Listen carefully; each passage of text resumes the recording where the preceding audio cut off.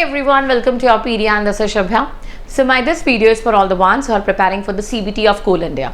Now this time there's a massive recruitment of management trainees and multiple branches में बहुत अच्छी vacancies आई हैं.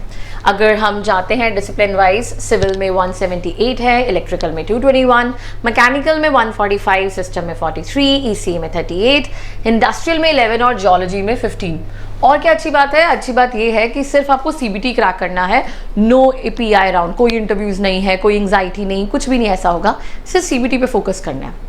CBT में क्या चीज़ अच्छी है कि 2 पेपर्स हैं आपके, पेपर 1 है, पेपर 2 है, दोनों ही 100 मार्क्स के हैं.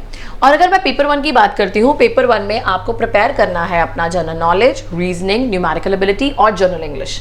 Being a mentor of English I would say 25 marks की इंग्लिश आने वाली है. डोमेन्स मोर और लेस मैं आपको कंप्लीट एनालिसिस अभी बताने वाली हूँ, मोर और लेस सेम जाने वाले हैं. तो बहुत ईजी है क्रैक करना 25 मार्क्स, क्योंकि लेवल भी ईजी टू मॉडरेट है. जनरिक रूल्स, जनरिक क्वेश्चंस कुछ पढ़ लोगे, ईजिली क्रैक कर सकते हो. दूसरी साइड पे 100 मार्क्स का आपका technical, discipline related professional knowledge भी आपको पता होनी चाहिए. बट इफ़ यू कंपेयर, जो मुझे लगता है टेक्निकल में 25 स्कोर करना एक बहुत बड़ा सब्जेक्ट पढ़ना थोड़ा हार्ड हो जाएगा, और इंग्लिश पे स्मार्ट वर्क कर लोगे तो ऑब्वियसली 25 मार्क वहाँ से भी सिक्योर कर लोगे. So right now the ball is in your court कि अपनी प्रिपरेशन को अर्ली स्टार्ट करो और कुछ फिक्स रूल्स, फिक्स चीज़ों पर जाओ, वही पढ़ो, and that is a game changer in your preparation. Smart work करना है, हार्ड वर्क तो आप करते ही आ रहे हैं. So now the smart work turn comes. अब आ जाता है, अगर मैं आपको डिसिप्लिन वाइज बोलती हूँ, 2017, 20, 22 डिफरेंस क्या था? डोमेन्स मोर और लेस सेम है. मैं आपको डोमेन्स बताती हूँ. आरसीस आपको 5 मार्क्स की आने वाली है. वोकैबलरी मोर और लेस 5 मार्क्स की आती है. पहले वोकैबलरी सिर्फ सिनोनिम एंटोनिम फोकस करता था ज़्यादा, जैसे सिनोनिम एंटोनिम्स है. स्पेलिंग्स आते थे 2 मार्क्स तक स्पेलिंग अगर वोकैबलरी सेक्शन में ले लो तो. लेकिन अब वोकैबलरी जैसे जैसे 20 में गए, 2022 में गए, इन्होंने ईडियम फ्रेजेस, आपको कुछ वन वर्ड सब्स्टिट्यूशंस ये भी पूछने शुरू कर दिए. मतलब वोकैबलरी रही 5-6 नंबर की, लेकिन उसमें जो सेक्शंस होते हैं वो एक्सपैंड करने शुरू कर दिए. जब्बल्ड आपको 2 मार्क्स के आ रहे हैं, स्पेलिंग्स आपको 2 मार्क्स के आ रहे हैं. 25 में से एवरेज जो 12 मार्क्स आ रहे हैं ना, आप 5 आरसी के निकाल लो, 5 आप उसके वोकैब के निकाल लो, 2 आप वहां पे जम्बल्ड के निकाल लो. जो बाकी पोर्शन बचता है वो स्पॉटिंग एरर्स है, फिल इन द ब्लैंक्स है, सेंटेंस करेक्शन है, 4 सेंटेंसेस दिए हुए हैं, कौन सा सेंटेंस सही ग्रामर में नोट कर रहे हैं, तो सारा का सारा पार्ट्स ऑफ स्पीच के बेस्ड पे है. तो अब मतलब अगर हम बहुत बैलेंस प्रिपरेशन करते हैं तो बहुत ईजी है 20+ स्कोर करना, वेरी ईजी. लेकिन अगर आप बहुत अच्छे से करते हैं तो 25 में से 25 भी आ सकते हैं, क्योंकि इसमें सिर्फ इतना है, रूल्स हमें याद होने चाहिए.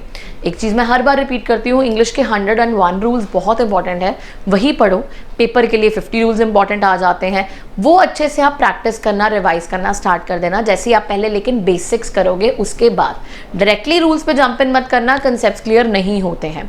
डोमेन्स को एक बार देख लो, ये डॉक्यूमेंट भी डाउनलोड कर लेना. जैसे 2017 में कहाँ पे टॉपिक्स थे मेन यहाँ पे आरसीज में, एरर्स में, synonym, antonym, spelling errors, fill in the blanks, idiom and phrases. Branch wise आपको दिए गए हैं कितने कितने क्वेश्चंस आते हैं. वोकैब के 2 क्वेश्चन से, जंबल के 2 क्वेश्चन से, स्पेलिंग्स के आ जाते हैं, एंटोनिम्स के 2 थे. मतलब मोर और लेस मैंने आपको एक जनरिक फिगर बता दी है.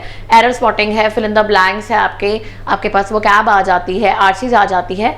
सेम पैटर्न ही चल रहा है, कोई डिफरेंस नहीं है. बस ये चीजें एक्सपैंड होती जा रही हैं, और आपका लेवल जो है टॉपिक्स का, यहाँ पे और भी लिखा हुआ है कि डिफिकल्टी में क्या क्या टॉपिक्स आए हैं. अगर फिल इन द ब्लैंक्स है, आर्टिकल्स भी आया है, प्रेपोजिशंस भी आया है, वोकैबुलरी बेस्ड भी आया है, कॉन्टेक्स्ट बेस्ड भी आया है, और फ्रेजेस बेस्ड भी आया है. तो मतलब fill in the blank starting में जो 2017 में थे, सिर्फ प्रेपोजिशन से पूछते थे ज़्यादा, एक आधा कंजक्शन से पूछ लिया. लेकिन जैसे जैसे मूव कर रहे हैं ना, वो ग्रामर में बेसिक्स में और जा रहे हैं. तो आपको सभी कंसेप्ट्स को, सभी पार्ट्स ऑफ स्पीच को बहुत अच्छे से पढ़ना है. सो ओवरऑल एनालिसिस आपको सारे दिए गए हैं. सिविल, इलेक्ट्रिकल का भी दिया हुआ है, कॉमन भी आपको मैंने सारा बताया हुआ है, easy, high, moderate, difficulty level. But overall if I से यू इन वन थिंग कि डिफिकल्टी लेवल बहुत ईजी होगा, इतना नहीं है. अगर आप नहीं पढ़ के जाओगे तो डिफिकल्ट लगेगा, पढ़ के जाओगे तो इजी लगेगा सब कुछ ना. तो चॉइस इज योर्स कि आपको 25 मार्क्स सेव करने हैं या नहीं करने हैं. So I would guide you, start your preparation right now. Classes start हो चुकी हैं, the batch has been started. So what are you waiting for? आपको अपनी क्लासेस, अपनी चीज़ों को अभी से करना है. बैच की डेट को आप चेक करना. It's going to be starting, classes soon start होने वाली हैं, but you can enrol right now. Enrolment अभी करवा सकते हैं आप. और भी कोई प्रॉब्लम है तो you can just connect on the number provided below, and it is going to really help you. बाकी कंटेंट पढ़ो, सब कुछ मिल जाएगा आपको कंटेंट वाइज, और अभी से अपनी प्रिपरेशन स्टार्ट कर दो. All the best guys, take care and hope you crack this paper really soon. Bye bye.